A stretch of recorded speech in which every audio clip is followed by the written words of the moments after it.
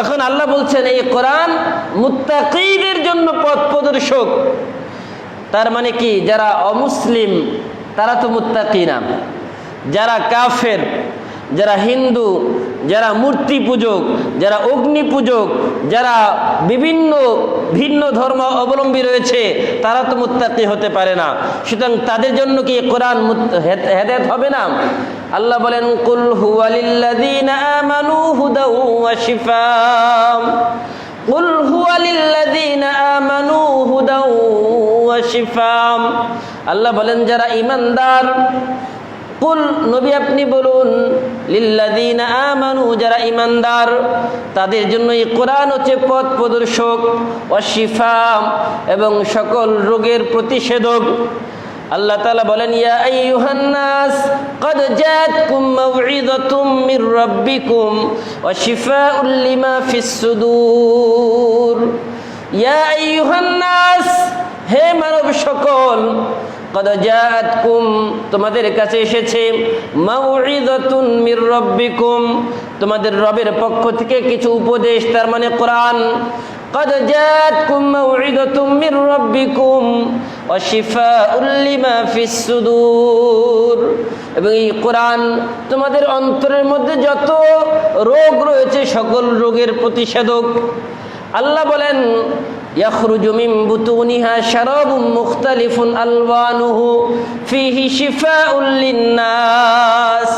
একাধিক আয়াতের মধ্যে আল্লাহ বলেছেন যে এই কোরআন এরা মুত্তাকিদের জন্য পথ প্রদর্শক, অর্থাৎ যারা এই কোরআনের সাথে থাকবে, যারা কোরআনের সাথে থাকবে, যারা কোরআন নিয়ে গবেষণা করবে, কোরআন নিয়ে চিন্তা করবে, কোরআন পড়বে, তাদের জন্য এই কোরআন পথ প্রদর্শক।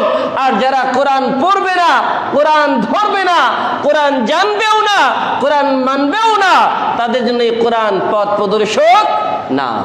সুতরাং যদি আমরা চাই যে কোরআন আমাদের জন্য পথ প্রদর্শক হোক, কোরআন আমাদের রাহবার হোক, যদি এটা চাই আমাদের কোরআন পড়তে হবে, কোরআন জানতে হবে, এরপরে মানতে হবে।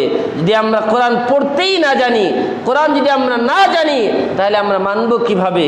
এই জন্য প্রতিটা উম্মার মুসলিমার দায়িত্ব হচ্ছে প্রথম জীবনে জন্মের পর থেকে নিয়ে মৃত্যু পর্যন্ত কোরআন শিখা।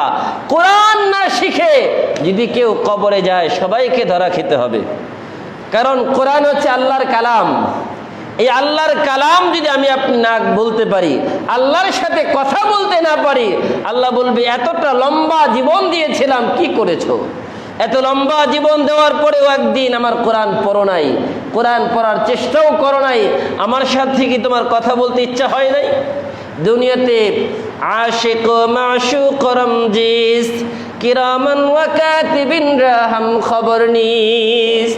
দুনিয়াতে যদি কেউ কাউকে ভালোবাসে, দেখবেন তাকে বারবার দেখতে মন চায়।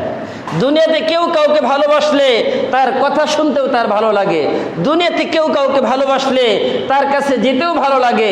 দুনিয়াতে কেউ কাউকে ভালোবাসলে তার জন্য খরচ করতেও ভালো লাগে। আর যদি কারোর সাথে কারো শত্রুতা থাকে, তার ছায়াটাও সে পাড়াতে চায় না।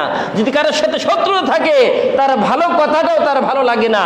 যদি কারোর সাথে শত্রুতা থাকে, তার যেই একদম আপন মানুষ হলেও তাকে আর দেখতে মন চায় না। আল্লাহ তাআলা বলবেন, বান্দা আমি তো তোমার প্রিয় হতে পারি নাই, আমি তোমার প্রিয় হতে পারি নাই, আর এই জন্যই তো তুমি কোনোদিন আমার সাথে কথা বলার চেষ্টা করো নাই। আমি যে তোমার রব, তুমি তো কোনোদিন আমার সাথে কথা বলার চেষ্টা করো নাই। আপনি কি কখনো ভেবেছেন এটা? আপনি আপনার সন্তানের সাথে দৈনিক কতবার কথা বলেন? আপনি আপনার স্ত্রীর সাথে দৈনিক কতবার কথা বলেন? আপনি আপনার ব্যবসায়ী কারণে আপনার ব্যবসায়ী মহলের সাথে দৈনিক কতবার কথা বলেন? আপনি আপনার বন্ধু মহলের সাথে কতবার কথা বলেন? আপনার প্রয়োজনে অপ্রয়োজনে আপনি বিনা কারণে বিভিন্ন জায়গায় অর্থক কথা বলে থাকেন। কিন্তু কখনো কি চিন্তা করেছেন সারা দিনে আমি কতগুলো কথা বলেছি, আর আমি আমার আল্লাহর সাথে সারা দিনে কয়বার কথা বলেছি? একটা আয়াত পড়া মানে আমি আমার আল্লাহর সাথে একবার কথা বললাম। আমি কি সারা দিনে একবারও আমি আমার আল্লাহর সাথে কথা বলেছি? যদি না বলে থাকি, কিয়ামতের ময়দানে আমার আল্লাহ বলবে যে তুমি তো, তোমার কাছে তোমার সন্তান প্রিয় ছিল, তোমার কাছে তোমার স্ত্রী প্রিয় ছিল, তোমার কাছে তোমার ব্যবসা প্রিয় ছিল, তোমার কাছে তোমার বন্ধু বান্ধব প্রিয় ছিল, এই জন্য তাদের জন্য সময় হয়েছে, স্ত্রীর জন্য সময় হয়েছে, সন্তানের জন্য সময় হয়েছে, ব্যবসার জন্য সময় হয়েছে, চাকরির জন্য সময় হয়েছে, কিন্তু আমার এই কোরআন পড়ার জন্য, শিখার জন্য, বুঝার জন্য তোমার সময় হয় নাই, আমার সাথে তুমি কথা বলতে চাও নাই।